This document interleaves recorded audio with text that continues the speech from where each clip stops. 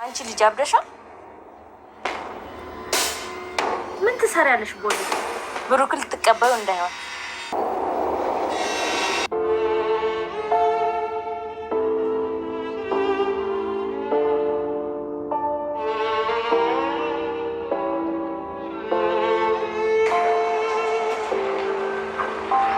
እንዴ? ዳጣ እነዛ ናቸው እንዴ? የቶች እነዛ እናትና ልጅ። አንቺ ጀዘብሽ እንዴ? ከመቼ ወዲህ ነው ቡራ እናት ይሆኑ? ይቅርታ በእናትሽ አባት እነዚህ ማለት እኮ ነው አይደሉ?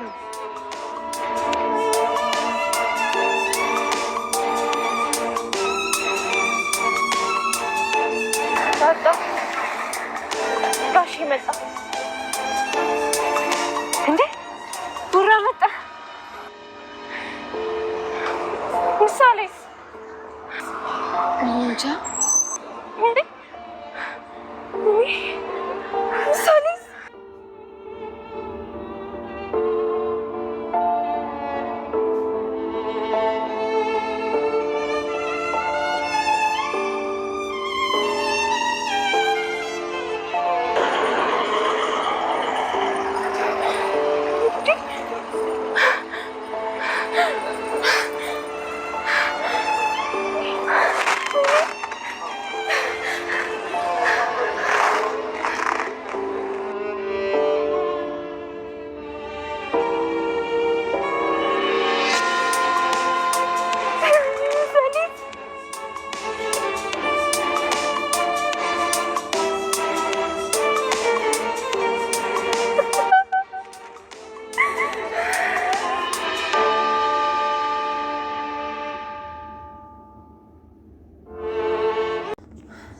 ሰላም ውድና የተከበራችሁ የቻናሌ ቤተሰቦች እንዴት ናችሁ? ደህና ናችሁ? የሁላችሁም በያላችሁበት ሰላማችሁ ይብዛልኝ። ለዚህ ቻናል አዲስ የሆናችሁ ሰብስክራይብ እያደረጋችሁ አብራችሁን ቆዩ። ነባሮቹ ሀሳብ አስተያየታችሁን እየጻፋችሁ አብራችሁን እስከ መጨረሻ እንድትቆዩ በአክብሮት ጋበዝኳችሁ ማለት ነው። ዛሬ ይዤላችሁ የመጣሁት ምሳሌ ድራማ ነው። ምሳሌ ድራማ እንግዲህ ባለፈው ክፍል ላይ ሞገስና ዳጣ አብረው ሆነው እንግዲህ ዝና በኩል የተላኩ አጋቾች እየተከታተሏቸው እንደሆኑ እንዲሁም ደግሞ ሞገስ በዳጣ በመከለል ተደብቆ እንደሄደ ተመልክተን ነበረ። ሞገስን በእጁ እንግዲህ መሳሪያ ስለያዘ ሁላችንም ሁለት ልብ ነበረን፣ ግን ኮመንት ላይ ሁላችንም ሀሳብ አስተያየታችን ስናስቀምጥ ነበረ ሞገስ መሞት የለበትም። ምክንያቱም በአሁኑ ሰዓት እንግዲህ ከሉላ ጋር ደስተኛ ህይወት እየኖሩ ስለሆነ ሁላችንም እውነት ደስ ብሎናል ማለት ነው። እንድክ እኔ አብዛኛው ኦዲየንስ እንዳየሁት ደስተኛ ነው ማለት ነው። እንግዲህ ሞገስም ያው አጋቹን ከኋላ በመሄድ እንግዲህ አጥቅቶት እንዲሁም ደግሞ የእጅ ስልኩን ሳይቀር ቀምቶት ሄዷል ማለት ነው። ይሄ በጣም ነው ደስ ያለኝ፣ እውነት በጣም ትልቅ ድል ነው። በጉጉት እንድናየው እንድንጠብቀው ነው የሆነው ማለት ነው። በሌላ በኩል ደግሞ እንግዲህ ዳጣ ናት። ዳጣ ያው ቤተሰቦቿን ለማግኘት በጣም ትልቅ ጉጉት ላይ እንዳለች ሁላችንም እናውቃለን። ሞገስን እንግዲህ በተደጋጋሚ ጊዜ እየደወለች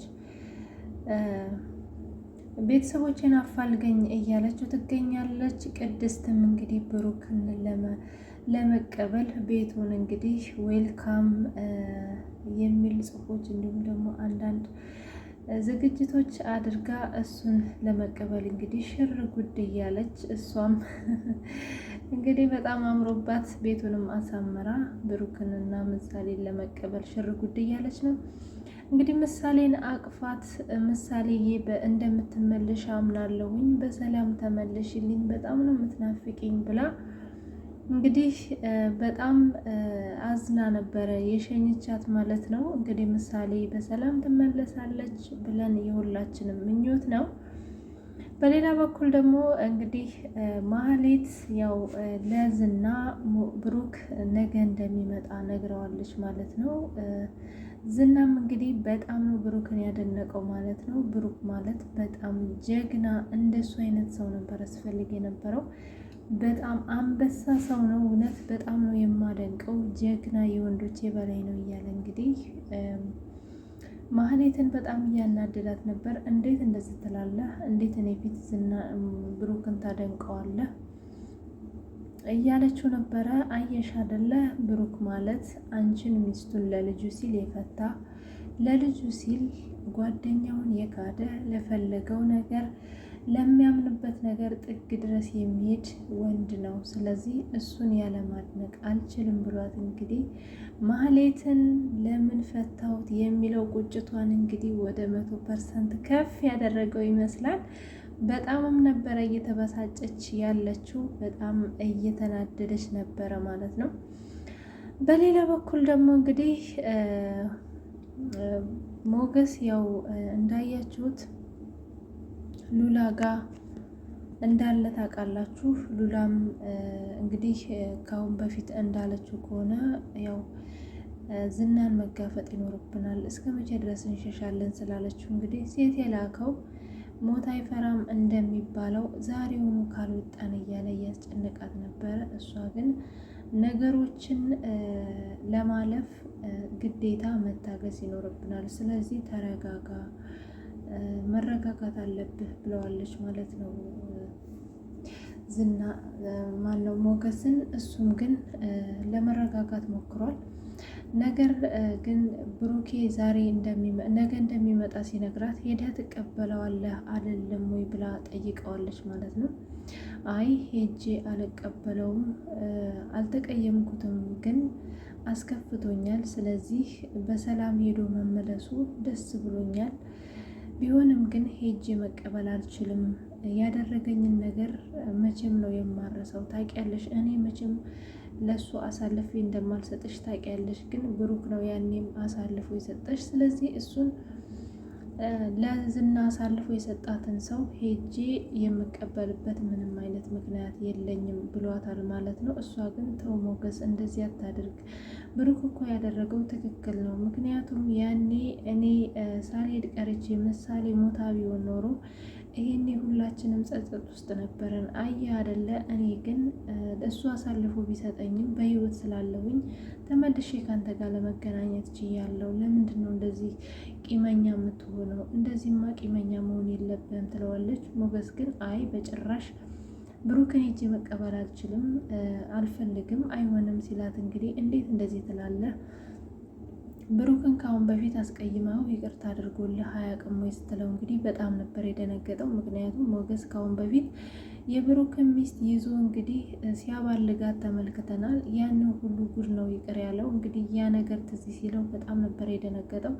ምክንያቱም ሉላ ይህን ነገር ታውቃለች ወይ ብሎ ይመስለኛል። በጣም ነበር የደነገጠው። ከዛም እንግዲህ ያ ቃል ሲላት እኮ ስለዚህ እሱ ያደረገልህን ነገር እንዴት አንተ መድገም ያቅተሃል?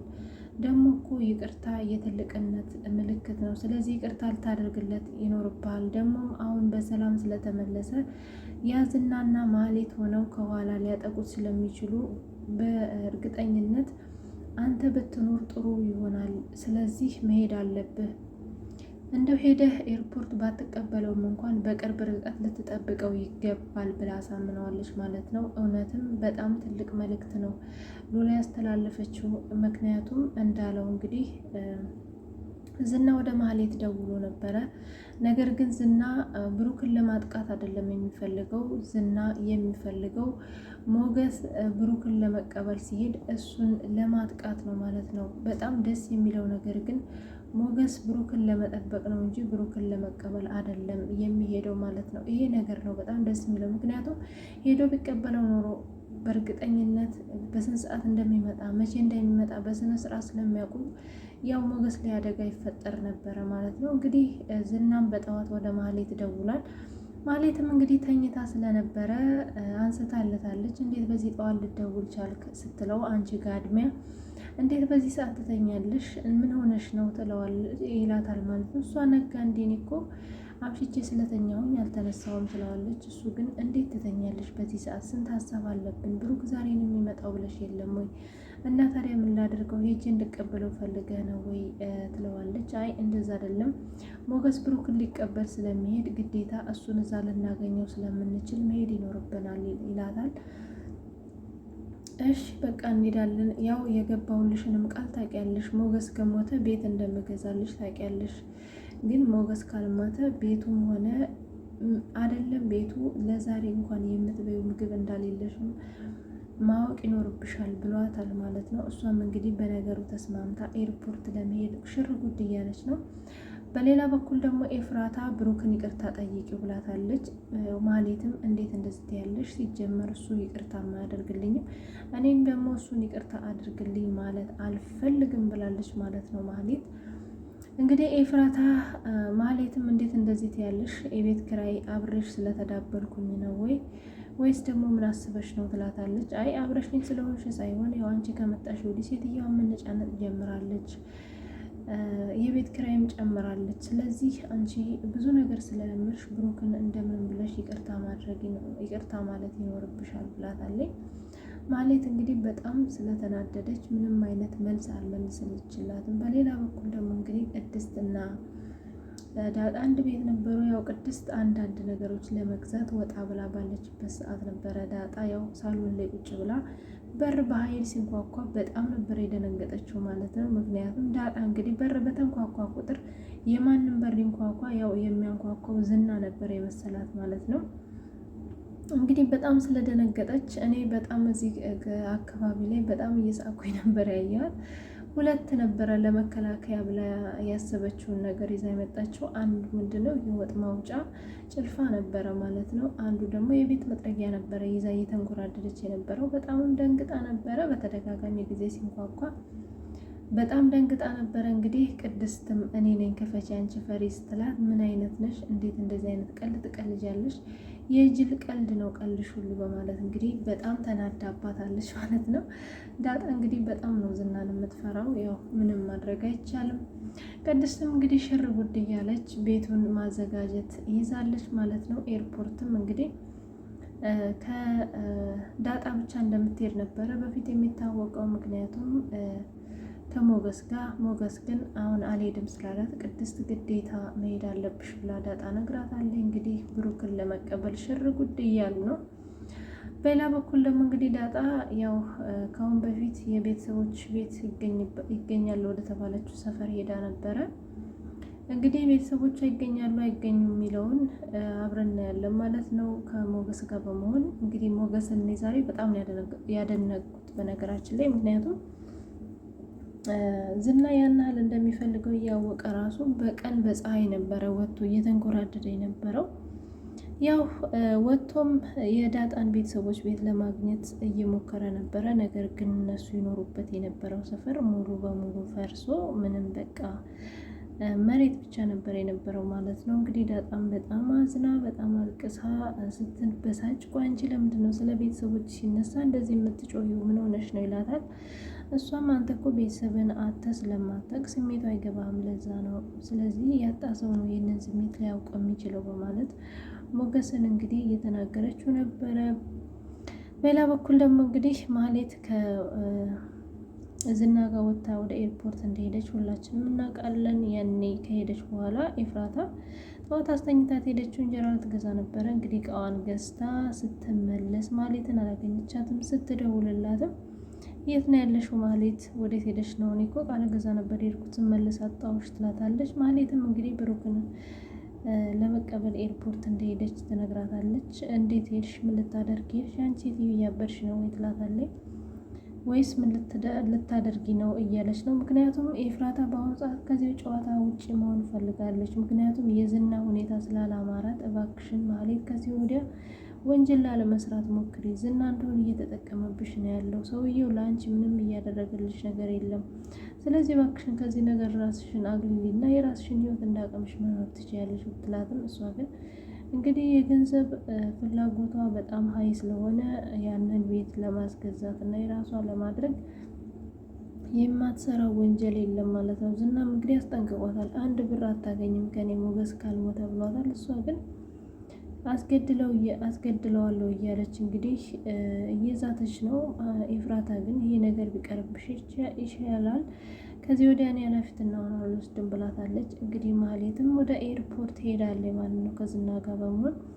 ቅድስትና ዳጣም እንግዲህ ብሩክን ለመቀበል በጣም በጉጉት ላይ ነው ያሉት። ቅድስት እንግዲህ በጣም እየተቅበጠበጠች ነው። አንደኛ ምሳሌም በጣም ነው የናፈቀቻት፣ ብሩክን በጣም ነው የናፈቃት ማለት ነው። እንግዲህ አምራ ሰምራ ተጓጉላ ነው የወጣችው እንዳያችኋት። ያው አንደኛ ስለምታፈቅረውም እንግዲህ ያው ከአሁን በፊት እንደምታፈቅረው ባትነግረውም ግን ታፈቅረዋለች ማለት ነው። ያው ለማግኘት ስትሄድ ያው በጣም ተዘጋጅታ ነው የሄደችው።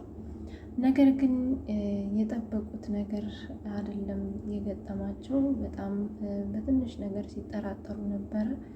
ምሳሌ ባትኖርስ ለምንድን ነው ብሩክ ስለ ምሳሌ ምንም ነገር የማይነግረን ብለዋል ማለት ነው። ሲመጣም እንግዲህ ይዞ የሄደውን ሻንጣ ነበረ ይዞ የተመለሰው ማለት ነው። እንግዲህ ምሳሌ ሞታ ነው ወይስ እዛ ሕክምና ስላላት ነው ወደኋላ የቀረችው የሚለውን ነገር ሁላችንም በቀጣይ አብረን የምናየው ነው የሚሆነው።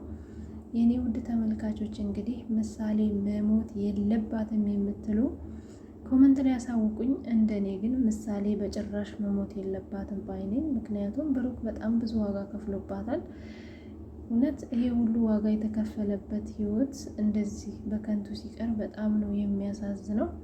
ብሩክም በጣም ነው ያሳዘነኝ ማለት ነው። ምሳሌ መሞት የለባትም ባይነኝ። እንግዲህ የኔ ተመልካቾች ደግሞ ኮመንት ላይ ሀሳብ አስተያየታችሁን አስቀምጡ። አብራችሁኝ ስለምትቆዩ ስለምትከታተሉኝ፣ ስለምታበረታቱኝ በጣም ነው የማመሰግነው። ሰላም ነው ባይ